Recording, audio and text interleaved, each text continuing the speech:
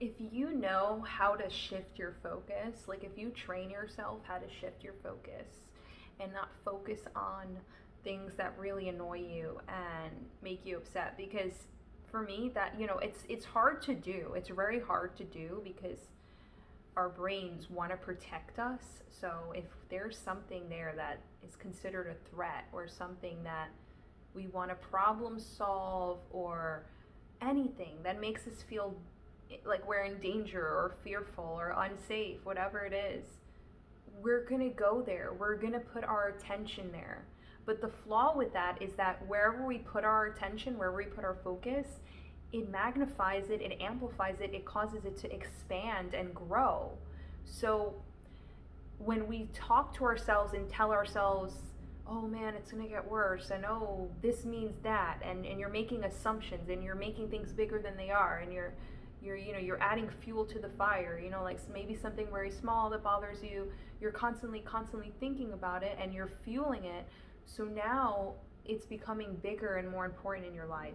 And now that one distraction becomes something that gets in the way of you doing what you need to do and fulfilling your purpose, something as big as that, Ask yourself, what is it that's standing in your way, right? Because for me, I know that I use a lot of things as excuses to not do what I need to do, when really I'm the one to blame. I need to take ownership for myself, because all these little things, all these things outside of myself, my environment, other people's behaviors, politics, anything outside of my control, it really doesn't deserve my full attention, my energy. Because if the inevitable is going to happen, if everything is going to stay the same, because I can't really impact it, I can't really control it, obviously if there's things that you can change it, because like I say, like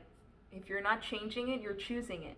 But what about the things that you can change? What about the things that you just have to kind of cope with for the time being, because that's the best decision and it's for your best interests to not settle for less, but just make the best out of what the scenario is right now, and not make it so big that it causes you to negate and neglect everything else in your life, right? So like for instance, I live in New York City, and the environment here has shifted very weirdly, and you come into a space, you can feel the energy, you can feel the environment, there's no denying that. There's no, way to fluff it up and make it all like rainbow and unicorns, if you're in a depressing or, despair, kind of feeling in an environment that affects us, our environment affects us.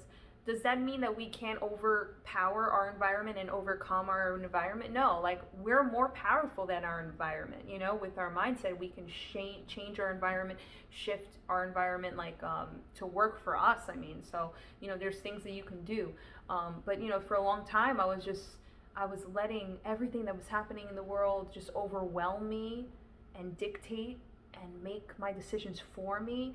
And I feel like when you allow that to happen, your life is no longer yours. You're letting other things outside of you control you. And something that really helps me, and a candle that I actually created all about this what I'm talking about, this topic of embracing your true essence and having that authenticity, and removing the mask, removing not the physical mask, right? Removing this facade that, you can't be yourself because of all these things. And what will she say? What will he say? What will they think? I need the approval of others. I need permission to do this. Or when the time is right, when the time is perfect, we use other excuses. We use other people. We put people on pedestals, all these things, when really we just need to accept ourselves, accept what we have in front of us, and also accept that we're consciousness, so many of us, we tear ourselves down, and we're so negative and mean and hostile to ourselves, with negative self-talk, of just wanting this perfectionism, of wanting to always be positive, to always, not think a negative thought. Why did I think that? we're human beings, you know, that's how our brain works, you know, the reticular activating system. Like, look into all of this, because wherever we like sense something negative, or something is attacking us, or threat detection, anything like fear, that's the thing too. Like, everything going on, fear mongering right now in this world, with everything happening, all the fear mongering, scared to go out, scared to be around people, scared to do any activities, right? Everything is micromanaged and overlooked and overlooked and overlooked, and just, you know, you're thinking about like all of these things just over and over and over and over, right?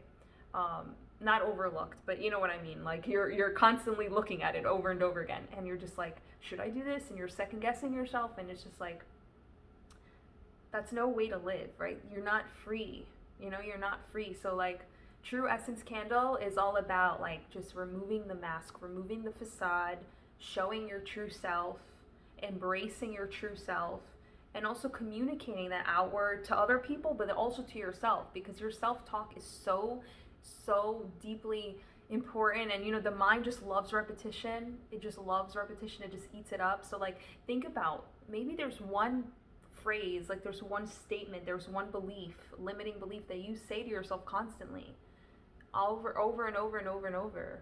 Like, what would it look like? What would it look like? What would it feel like if you removed that from your life and didn't say it at all, and didn't give it the energy, you know, and replaced it with something else, you know, that's more encouraging, like, I'm an effective communicator, I accept my truth, rather than saying, you know, oh, you know, I'm such an easy target for people, and people don't understand me, and I'm misunderstood.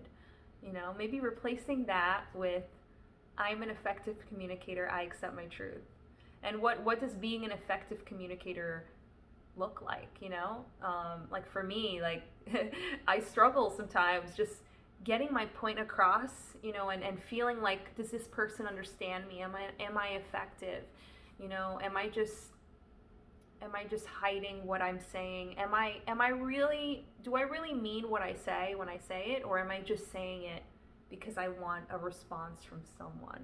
You know, like, ask yourself, like, is this really true to myself? Are these words really true to myself? Or is it something that was planted in my mind a long time ago, where, you know, this belief isn't even mine, it's just what someone's opinion of me is, and now I attached myself onto it. You know, so you have to ask yourself, like, are these words really full of integrity and full of what I, like, the essence of who I am?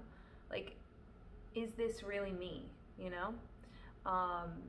And just being an effective communicator, just coming across as, you know, not watering yourself down, not diminishing yourself, not, you know, choosing your words and tippy-toeing and walking on eggshells to get approved by others. You know, you really want to focus in on what really matters to you, and just embracing all of that you are. And you know, I always say, like, perfectionism can be a real stagnant energy. You know, you really just progress over perfection. You know, you want to have this relationship with yourself where you embrace everything, where you embrace, you know, well, I'm having a negative thought right now. Okay, you don't have to beat yourself up over the negative thought. You can just say to yourself, well, what's the solution to this? How do I come at this negative feeling and negative thought with a very warm and kind energy, thankful, full of consciousness and understanding, and observe it, right?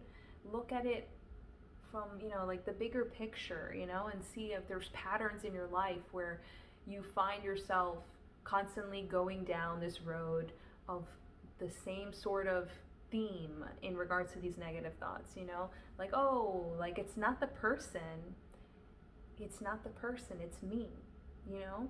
Like, for me, when I used to work at these past jobs that I used to work at, you know, I always thought it was the job, and it was always the manager, and it was always the coworkers, but it was just me. I didn't want to be there. So I projected that outward, and I was looking for reasons to quit. I was looking for reasons for the jobs not to work out, and I was creating all of those reasons. So you really have to ask yourself, like, you know, your perception is your reality, and what you want to see, you're going to see. Whatever you're looking for, you're going to see.